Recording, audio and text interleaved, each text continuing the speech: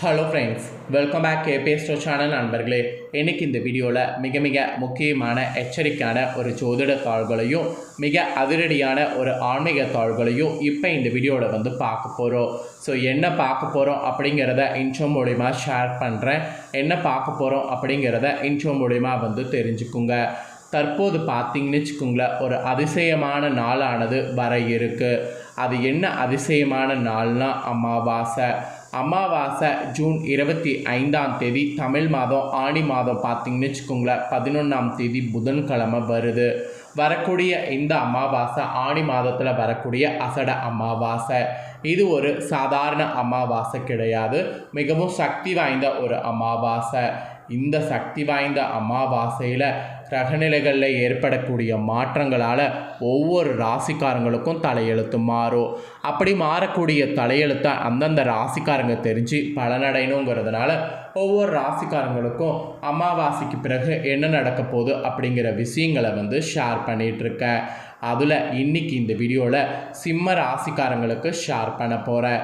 சிம்ம ராசியில் பிறந்த நேயர்கள் உங்களோட ராசிக்கு இந்த அமாவாசைக்கு பிறகு என்ன மாதிரியான பலன் கிடைக்கும் அப்படிங்கிறத தெரிஞ்சு அதற்கேற்ப நடந்து பலன் பெறுங்க.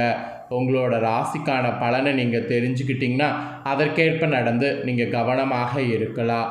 அமாவாசைங்கிறது இந்த பிரபஞ்சத்தில் மிகவும் முக்கியமான நாள். ஆக்சுவலி நல்ல பாசிட்டிவான அதிர்வுகள் வானத்தில் இருக்கக்கூடிய நாள். இந்த அதிர்வுகள் நம்ம உடல் ரீதியாக நமக்கு நல்ல பலனை கொடுக்கும். சில நேரம் மோசமான விளைவுகளையும் ஏற்படுத்தும். அது அவங்கவுங்களோட ராசிக்கு கிரகநிலைகள் எப்படி அமைந்திருக்குதோ அதை பொறுத்து நமக்கு பலன் கிடைக்கும். அதனால் இந்த ஆணி அமாவாசை உங்களோட ராசியை சேர்ந்தவர்களுக்கு என்ன மாதிரி அமைஞ்சிருக்கு அப்படிங்கிறத வீடியோவை ஃபுல்லாக பார்த்து தெரிஞ்சு பலன் பெறுங்க. அதுக்கு முன்னாடி ஆணி அமாவாசை சாதாரண அமாவாசை கிடையாது. பொன் கிடைத்தாலும் புதன் கிடைக்காது அப்படிங்கிற பழமொழிக்கேற்ப புதன்கிழமை வந்திருக்கக்கூடிய சிறப்பான அமாவாசை. இந்த அமாவாசையில் இதை மட்டும் மறக்காமல் செய்து விடுங்க, உங்கள் தலையெழுத்து மாறும். எதை மட்டும் மறக்காமல் செய்யணும் அப்படிங்கிறத இப்போ நான் உங்களுக்கு சொல்ல போகிறேன். அதை முதல்ல தெரிஞ்சு செய்யுங்க, அதுக்கப்புறம் மற்றதை இந்த வீடியோவில் பார்க்கலாம். சூரியன் மிதுன ராசியில் பிரவேசிக்கக்கூடிய மாதம் ஆணி மாதம். அந்த வகையில் புதன்கிழமை ஆணி மாத அமாவாசையானது பிறக்குது. இந்த தினத்தில் நாம் தானம் செய்தால் நம்ம குடும்பம் 7 தலைமுறைக்கு செல்வ செழிப்போடு வாழும். இது ஒரு நம்பிக்கையாகவே பார்த்திங்கன்னு வச்சுக்கோங்களேன் சொல்லப்படுது. ஸோ அமாவாசை பேசிக்காக திருவாதிரை நட்சத்திரத்தில் வருவது விசேஷம். ஆணி மாத அமாவாசை திருவாதிரை நட்சத்திரத்தில் வரும். இதில் முன்னோர்களுக்கு தர்ப்பணம் கொடுத்தா 12 ஆண்டுகள் தர்ப்பணம் கொடுத்த பலன் நமக்கு கிடைக்கும். அதோடு நம்மளுடைய முன்னோர்களுக்கு மனநிறைவை தரும். 12 வருடங்கள் பிது தர்ப்பணம் கொடுத்த திருப்தியை முன்னோர்களுக்கும் ஏற்படுத்தும். இதனால் பித்ரு சாபம் பித்ரு தோஷம் உள்ளிட்ட அனைத்து விதமான தோஷங்களும் நீங்கும். இதெல்லாம் ஐதீகமாக சொல்லப்படுது. அதனால் இந்த நாளில் புனித நீராடுவது, மந்திர ஜபம் செய்வது, தானம் செய்வது உள்ளிட்ட அனைத்துமே நீங்கள் செய்தீங்கன்னா பல மடங்கு அதிக பலனை பெறலாம் என்பதை புரிஞ்சுக்குங்க.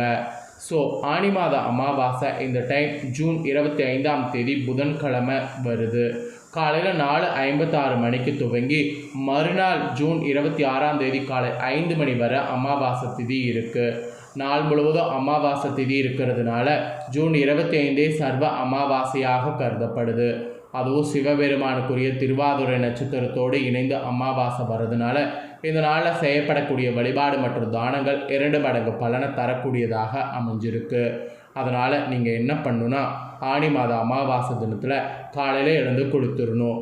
அப்புறம் உங்கள் ஊரில் இருக்கக்கூடிய ஆத்தங்கரையில் இல்லைனா குளக்கரையில் வேதியர்கள் கொண்டு மறைந்த உங்கள் முன்னோர்கள் உறவினர்களுக்கு திதி தர்ப்பணம் தரணும். அதுக்கப்புறம் தான் வீட்டு பூஜை அறையை சுத்தம் செய்து தீபம் ஏற்றணும். பின்பு உங்கள் வீட்டில் இருக்கக்கூடிய மறைந்த முன்னோர்கள் படத்திற்கு பூக்கள் வைத்து தூபங்கள் கொளுத்தி வணங்க வேண்டும். ஒருவேளை நான் சொன்னது மாதிரி சந்தர்ப்ப சூழ்நிலை காரணமாக அமாவாசை திதியில் தர்ப்பணம் போன்றவற்றை தர முடியாதவங்க அன்னைக்கு வீட்டிலேயே முன்னோர்களை வழிபட்டு கருப்பு மற்றும் வெள்ளை எள் கலந்த சாதத்தை காகங்களுக்கு உணவாக வைத்திங்கன்னா முன்னோர்களுக்கு திதி அளித்த பலன் உண்டாகும். ஸோ அந்த மாதிரி கூட நீங்கள் பண்ணலாம். அப்புறம் இன்னொன்று மெயினான விஷயம் என்னென்னா, இந்த ஆணி அமாவாசையில் திருஷ்டியை கழிக்கலாம். திருஷ்டி பூசணிக்காய் அல்லது எலுமிச்சை பழம் வாங்கி அதன் மீது கற்பூரம் கொளுத்தி உங்கள் தொழில் வியாபார இடங்களில் திருஷ்டி கழித்து அதற்குரிய அந்த பூசணிக்காயை உடைக்கிறது, எலுமிச்சை பழத்தை நசுக்கி திருஷ்டியை கழிக்க செய்யலாம்.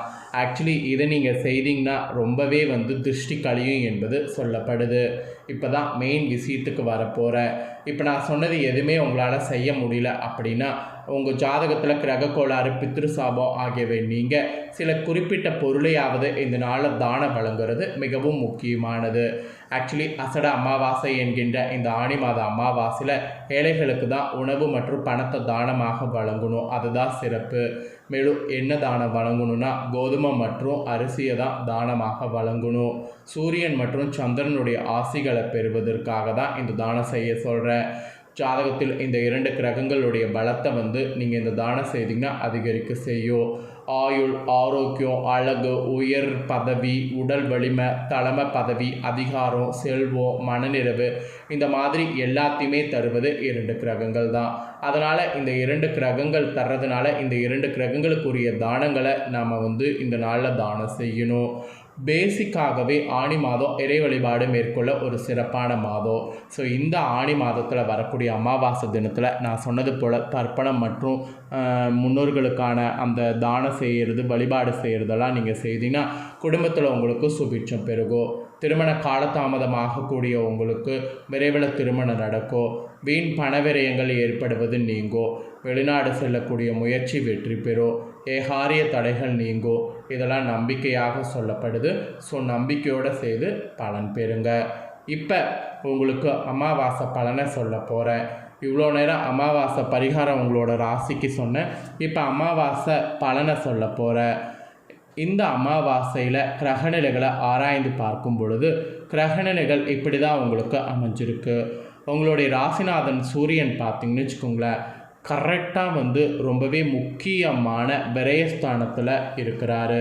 அப்புறம் தனலாபதியோடு புதனோடு இணைந்து சூரியன் இருக்கிறாரு. அவர்களோடு சுக்கிரனும் இணைகிறாரு. இதனால் புத சுக்கிர யோகமும் புத ஆதித்ய யோகமும் இந்த அமாவாசைக்கு பிறகு உங்கள் ராசிக்கு ஏற்படுது. அதுக்கப்புறம் கண்டக சனியின் ஆதிக்கம் ஒரு புறம் இருந்தாலும் கிரகநிலைகள் கொஞ்சம் சாதகமாக இந்த அமாவாசையிலிருந்து இருப்பதால் இந்த அமாவாசைக்கு பிறகு உங்களுடைய தொழிலில் வளர்ச்சியும் எதிர்பார்த்த லாபமும் கிடைக்கும். மெயினாக பொருளாதாரத்தில் நிறைவு ஏற்படும். அந்த மாதிரியான சூழ்நிலை உங்களுக்கு அமைய போகுது. குறிப்பாக ஆணியில் பார்த்தீங்கன்னு வச்சுக்கோங்களேன், இந்த அமாவாசை வருதுல, அப்போ கும்பராசியில் சனி வகரம் பெறுறாரு. கண்டக சனி வகரம் பெறுவது உங்களோட ராசிக்கு நன்மை தான். உடல்நலத்தில் இருந்த தேவையற்ற பாதிப்புகள் நீங்கும். அதாவது உடல்நலத்தில் இருந்த பாதிப்புகள் மாற்று மருத்துவத்தால் குணமாகிற அளவுக்கு உங்களுக்கு சரியாகும். அதே நேரத்தில் உங்கள் ராசிக்கு 6, 7 ஆகிய இடங்களுக்கு அதிபதியானவர் சனிங்கிறதுனால உத்தியோகத்தில் நீண்ட தூரத்திற்கான மாறுதல்கள் இந்த அமாவாசைக்கு பிறகு கிடைக்கும். சக பணியாளர்களால் ஏற்பட்ட தொல்லைகள்லாம் உங்களுக்கு அகலும். அரசு வேலைக்கு முயற்சி செய்யக்கூடிய உங்களுக்கு அதெல்லாம் கைகூடும். பொது வாழ்வில் ஈடுபடக்கூடிய உங்களுக்கு புதிய பொறுப்புகள்லாம் கிடைப்பதோடு ஆதாயம் தரக்கூடிய தாள்களும் உங்களுக்கு கிடைக்கும். அதே நேரத்தில் கலஸ்தரஸ்தான அதிபதியாகவும் சனி விளங்குறதுனால குடும்பத்தில் குழப்பங்கள்லாம் ஏற்படும். ஸோ ஒற்றுமை குறையாமல் பார்த்து கொள்வது உங்கள் புத்திசாலித்தனம். இந்த அமாவாசைக்கு பிறகு குடும்ப ரீதியாக ஒற்றுமை குறையாமல் இருக்க நீங்கள் நிறைய விட்டு கொடுத்து போகணும், நிறைய ஆராய்ந்து செயல்படணும். ஸோ தயவு செய்து புரிஞ்சு செயல்படுங்க. அப்புறம் ஆணி அமாவாசைக்கு பிறகு கடக ராசிக்கு புதன் செல்றாரு. தனலாபதிபதியான புதன் விரயஸ்தானத்துக்கு வரும்போது தன விரயங்கள் கொஞ்சம் அதிகரிக்கும். நினைத்தது ஒன்று நடந்தது ஒன்றுமாக சில காரியங்கள் நடைபெறலாம். அதனால் ரொம்ப ஜாக்கிரதையாக இருக்கணும். ஆரோக்கிய தொல்லை உண்டு. மருத்துவ செலவுகள் கூடும். வெளிநாடு சென்று பணிபுரிய வேண்டும் என்று விரும்பக்கூடிய உங்களுக்கு அங்கு சென்றதும் வேலை கிடைக்காம திரும்ப நேரிடும். எதையும் முன் யோசனையோடு செய்வது நல்லது. கல்யாண முயற்சிகள் கொஞ்சம் தாமதப்படலாம். ஒரு கடன் அடைக்க மற்றொரு கடன் வாங்கக்கூடிய சூழல் உருவாகும். இந்த மாதிரியான சூழலை சமாளிக்க நீங்கள் தான் பண செலவு பண்ணுவதை குறைத்து கொள்ளணும். ஆக மொத்தம் உங்களுக்கு இந்த அமாவாசைக்கு பிறகு நிறைய திருப்பங்கள் ஏற்படும். வியாபாரம் மற்றும் தொழில் செய்கிறவங்களுக்கு புதிய ஒப்பந்தம் சேரும். உத்தியோகத்தில் இருப்பவங்களுக்கு எதிர்பார்த்த சம்பள உயர்வு கிடைக்கும். கலைஞர்களுக்கு கௌரவம் புகழ் இதெல்லாம் கூடும். மாணவ மாணவிகளுக்கு நினைவாற்றல் அதிகரிக்கும். பெண்களுக்கு குடும்ப ஒற்றுமை பலப்பட விட்டு கொடுத்து போகணும். வருமான திருப்தி தர செலவை குறைக்கணும். ஸோ இந்த மாதிரிலாம் புரிஞ்சு அறிந்து செயல்படுங்க. இதுதான் உங்களுக்கு அமாவாசை பலனாக குறிப்பிடப்பட்டிருக்கு. ஸோ குறிப்பிடப்பட்டதை தெளிவாக உங்களுக்கு ஷேர் பண்ணிட்டேன். ஷேர் பண்ணதை நீங்கள் தெரிஞ்சிருப்பீங்க. தெரிஞ்சதுக்கேற்ப நடந்து பயன்பெறுங்க. நீங்கள் இதை பார்த்து தெரிஞ்சு பயனடைகிறது போல் உங்கள் ஃப்ரெண்ட்ஸ் ஃபேமிலியில் இருக்கிறவங்களும் பார்த்து தெரிஞ்சு பயனடையணும்னு நினச்சிங்கன்னா வீடியோ லைக் பண்ணி ஷேர் பண்ணுங்கள்.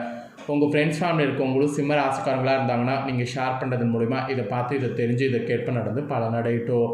இதே போல் புதிய தகவல்களை தெரிந்து கொள்ள நம்ம சேனல் பிடிச்சிருந்ததுன்னா சப்ஸ்கிரைப் பண்ணி பெல் பண்ண ப்ரெஸ் பண்ணி சப்போர்ட் பண்ணுங்கள். அடுத்தடுத்து நான் போடக்கூடிய வீடியோவை உடனுக்குடனே தெரிஞ்சு பயன்பெறுங்க. நெக்ஸ்ட்டு ஆனி மாத அமாவாசை கன்னி ராசிக்காரங்களுக்கு எப்படி இருக்க போகுது அப்படிங்கிற தகவல்களோடு புதிய வீடியோவில் வந்து சந்திக்கிறேன். தேங்க்யூ.